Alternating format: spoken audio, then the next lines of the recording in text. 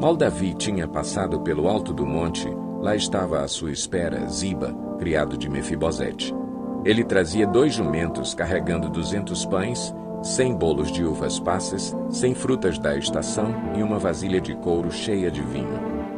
O rei perguntou a Ziba: "Por que você trouxe essas coisas?" Ziba respondeu: "Os jumentos servirão de montaria para a família do rei. Os pães e as frutas são para os homens comerem, e o vinho servirá para reanimar os que ficarem exaustos no deserto." "Onde está Mefibosete, neto de seu senhor?" perguntou o rei. Respondeu-lhe Ziba: "Ele ficou em Jerusalém, pois acredita que os israelitas lhe restituirão o reino de seu avô." Então o rei disse a Ziba: "Tudo o que pertencia a Mefibosete agora é seu." "Humildemente me prostro", disse Ziba, "que o rei, meu senhor, agrade-se de mim." Chegando o rei Davi a Baurim, um homem do clã da família de Saul, chamado Simei, filho de Gera, saiu da cidade proferindo maldições contra ele. Ele atirava pedras em Davi e em todos os conselheiros do rei, embora todo o exército e a guarda de elite estivessem à direita e à esquerda de Davi. Enquanto amaldiçoava, Simei dizia: saia daqui, assassino, bandido! O Senhor retribuiu a você todo o sangue derramado na família de Saul, em cujo lugar você reinou. O Senhor entregou o reino nas mãos de seu filho Absalão. Você está arruinado, porque é um assassino." Então Abisai, filho de Zeruia, disse ao rei: "Por que esse cão morto amaldiçoa o rei, meu senhor? Permite que eu lhe corte a cabeça." Mas o rei disse: "Que é que vocês têm com isso, filhos de Zeruia? Ele me amaldiçoa porque o Senhor lhe disse que amaldiçoasse Davi. Portanto, quem poderá questioná-lo?" Disse então Davi a Abisai e a todos os seus conselheiros: "Até meu filho, sangue do meu sangue, procura matar-me. Quanto mais este benjamita. Deixem-no em paz, que amaldiçoe, pois foi o Senhor que mandou fazer isso. Talvez o Senhor considere a minha aflição e me retribua com o bem a maldição que hoje recebo." Assim, Davi e os seus soldados prosseguiram pela estrada, enquanto Simei ia pela encosta do monte, no lado oposto, amaldiçoando e jogando pedras e terra.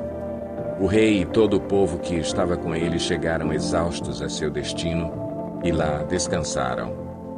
Enquanto isso, Absalão e todos os homens de Israel entraram em Jerusalém e Aitofel estava com eles.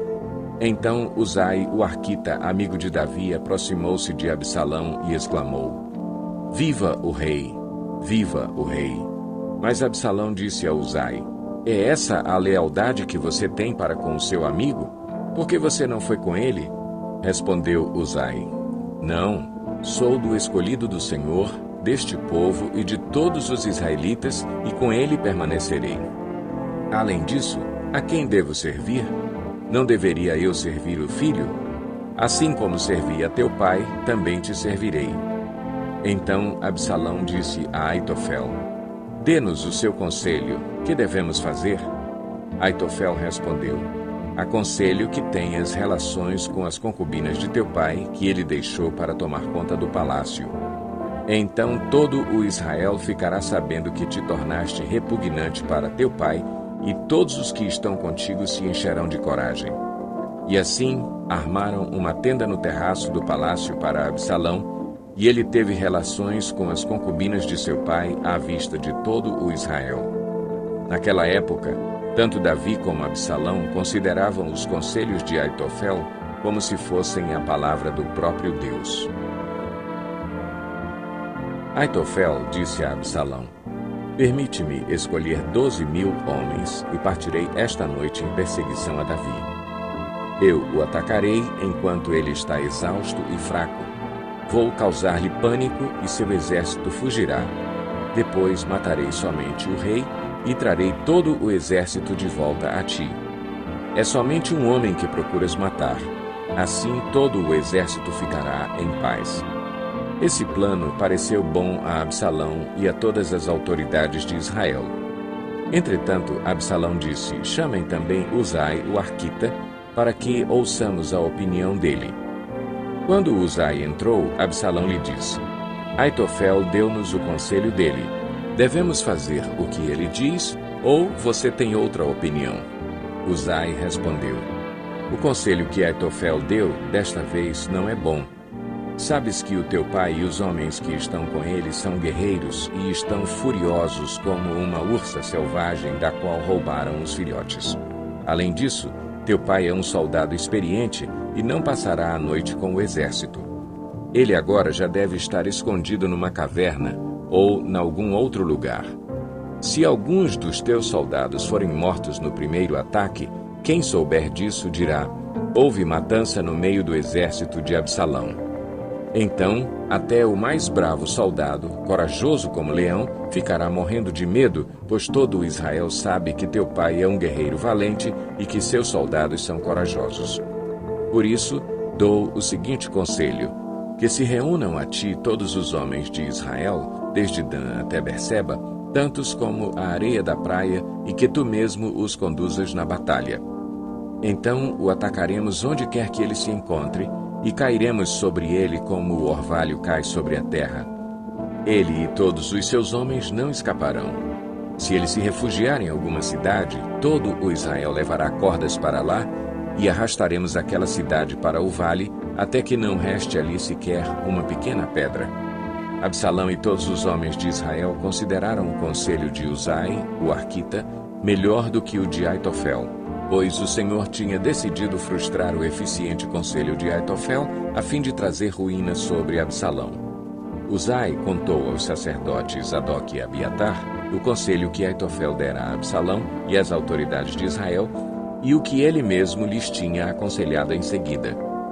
Então pediu que enviassem imediatamente esta mensagem a Davi: Não passe a noite nos pontos de travessia do Jordão, no deserto, mas atravesse logo o rio, senão o rei e todo o seu exército serão exterminados. Jonatas e Aimaas estavam em En-Rogel, e uma serva os informava regularmente, pois não podiam arriscar-se a serem vistos na cidade. Eles, por sua vez, iam relatar ao rei o que tinham ouvido. Mas um jovem os viu e avisou Absalão. Então eles partiram rapidamente e foram para a casa de um habitante de Baurim, que tinha um poço no quintal. Eles desceram ao poço e a dona da casa colocou a tampa no poço. Para disfarçar, espalhou grãos de cereal por cima. Os soldados de Absalão chegaram à casa da mulher e lhe perguntaram: Onde estão Aimaas e Jonatas? A mulher respondeu: Eles atravessaram as águas. Os homens os procuraram sem sucesso e voltaram a Jerusalém. Tendo eles ido embora, os dois saíram do poço e foram informar o rei Davi. Falaram-lhe do conselho que Aitofel dera contra ele e lhe disseram que atravessasse imediatamente o Jordão. Então Davi e todo o seu exército saíram e, quando o sol nasceu, todos tinham atravessado o Jordão. Vendo Aitofel que o seu conselho não havia sido aceito, selou seu jumento e foi para casa, para a sua cidade natal. Pôs seus negócios em ordem e depois se enforcou. Ele foi sepultado no túmulo de seu pai. Davi já tinha chegado a Maanaim quando Absalão atravessou o Jordão com todos os homens de Israel. Absalão havia nomeado Amasa, comandante do exército, em lugar de Joabe. Amasa era filho de Jéter, um israelita que havia possuído Abigail, filha de Naás e irmã de Zeruia, mãe de Joabe. Absalão e os israelitas acamparam em Gileade. Quando Davi chegou a Maanaim, Sobi, filho de Naás, de Rabá dos Amonitas, Maquir, filho de Amiel, de Lodebar, e o gileadita Barzilai de Rogelim, trouxeram a Davi e ao seu exército camas, bacias e utensílios de cerâmica, e também trigo, cevada, farinha, grãos torrados, feijão e lentilha, mel e coalhada, ovelhas e queijo de leite de vaca, pois sabiam que o exército estava cansado, com fome e com sede no deserto. Davi passou em revista o exército e nomeou comandantes de batalhões de 1000 e de 100. Depois dividiu o exército em 3 companhias. Uma sob o comando de Joabe, outra sob o comando de Abisai, irmão de Joabe, filho de Zeruia, e outra sob o comando de Itai, o giteu. Disse então o rei ao exército: Eu também marcharei com vocês. Mas os homens disseram: Não faças isso. Se tivermos que fugir, eles não se preocuparão conosco, e mesmo que metade de nós morra em batalha, eles não se importarão. Tu, porém, vales por 10.000 de nós. Melhor será que fiques na cidade e dali nos deis apoio. O rei respondeu: farei o que acharem melhor. E o rei ficou junto à porta, enquanto os soldados marchavam, saindo em unidades de 100 e de 1.000. O rei ordenou a Joabe, a Abisai e a Itai: por amor de mim, tratem bem o jovem Absalão. E todo o exército ouviu quando o rei deu essa ordem sobre Absalão a cada um dos comandantes. O exército saiu a campo para enfrentar Israel, e a batalha aconteceu na floresta de Efraim, onde o exército de Israel foi derrotado pelos soldados de Davi. Houve grande matança naquele dia, elevando-se o número de mortos a 20.000. A batalha espalhou-se por toda a região, e naquele dia a floresta matou mais que a espada. Durante a batalha, Absalão, montado em sua mula, encontrou-se com os soldados de Davi. Passando a mula debaixo dos galhos de uma grande árvore, Absalão ficou preso nos galhos pela cabeça. Ficou pendurado entre o céu e a terra, e a mula prosseguiu. Um homem o viu e informou a Joabe: acabei de ver Absalão pendurado numa grande árvore. Você o viu? Perguntou Joabe ao homem. E por que não o matou ali mesmo? Eu teria dado a você 10 peças de prata e um cinturão de guerreiro. Mas o homem respondeu: mesmo que fossem pesadas e colocadas em minhas mãos 1.000 peças de prata, eu não levantaria a mão contra o filho do rei. Ouvimos o rei ordenar a ti, a Abisai e a Itai: protejam por amor a mim o jovem Absalão. Por outro lado, se eu tivesse atentado traiçoeiramente contra a vida dele, o rei ficaria sabendo, pois não se pode esconder nada dele, e tu mesmo ficarias contra mim. E Joabe disse: não vou perder mais tempo com você. Então pegou 3 dardos e com eles traspassou o coração de Absalão quando ele ainda estava vivo na árvore. E 10 dos escudeiros de Joabe cercaram Absalão e acabaram de matá-lo. A seguir, Joabe tocou a trombeta para que o exército parasse de perseguir Israel, e assim deteve o exército. Retiraram o corpo de Absalão, jogaram-no num grande fosso na floresta e fizeram um grande monte de pedras sobre ele. Enquanto isso, todos os israelitas fugiam para casa. Quando em vida, Absalão tinha levantado um monumento para si mesmo no Vale do Rei, dizendo: não tenho nenhum filho para preservar a minha memória. Por isso deu à coluna o seu próprio nome. Chama-se ainda hoje Monumento de Absalão. Então Aimaas, filho de Zadok, disse: deixa-me correr e levar ao rei a notícia de que o Senhor lhe fez justiça, livrando-o de seus inimigos. Não é você quem deve levar a notícia hoje, disse-lhe Joabe. Deixe isso para outra ocasião. Hoje não, porque o filho do rei morreu. Então Joabe ordenou a um etíope: vá dizer ao rei o que você viu. O etíope inclinou-se diante de Joabe e saiu correndo para levar a notícia. Todavia Aimaas, filho de Zadok, disse de novo a Joabe: não importa o que aconteça, deixa-me ir com o etíope. Joabe, porém, respondeu: por que está querendo tanto ir, meu filho? Você não receberá nenhuma recompensa pela notícia. Mas ele insistiu: não importa o que aconteça, quero ir. Disse então Joabe: pois vá. E Aimaas correu pelo caminho da planície e passou à frente do etíope. Davi estava sentado entre a porta interna e a externa da cidade. E quando a sentinela subiu ao terraço que havia sobre a porta, junto à muralha, viu um homem que vinha correndo sozinho. A sentinela gritou, avisando o rei.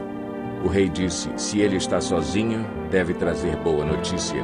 E o homem foi se aproximando. Então a sentinela viu outro homem que vinha correndo e gritou ao porteiro: vem outro homem correndo sozinho. Esse também deve estar trazendo boa notícia, exclamou o rei. A sentinela disse: está me parecendo, pelo jeito de correr, que o da frente é Aimaas, filho de Zadok. É um bom homem, disse o rei. Ele traz boas notícias. Então Aimaas aproximou-se do rei e o saudou, prostrou-se rosto em terra diante do rei e disse: bendito seja o Senhor, o teu Deus. Ele entregou os homens que se rebelaram contra o rei, meu senhor. O rei perguntou: o jovem Absalão está bem? Aimaas respondeu: vi que houve grande confusão. Quando Joabe, o servo do rei, ia enviar teu servo, mas não sei o que aconteceu. O rei disse: fique ali ao lado esperando. E Ahimaas ficou esperando. Então o etíope chegou e disse: ó rei, meu senhor, ouve a boa notícia. Hoje o Senhor te livrou de todos os que se levantaram contra ti. O rei perguntou ao etíope: o jovem Absalão está bem? O etíope respondeu: que os inimigos do rei, meu senhor, e todos os que se levantam para te fazer mal, acabem como aquele jovem. Então o rei, abalado, subiu ao quarto que ficava por cima da porta e chorou. Foi subindo e clamando: ah, meu filho Absalão! Meu filho Absalão! Quem me dera ter morrido em seu lugar! Ah, Absalão, meu filho, meu filho!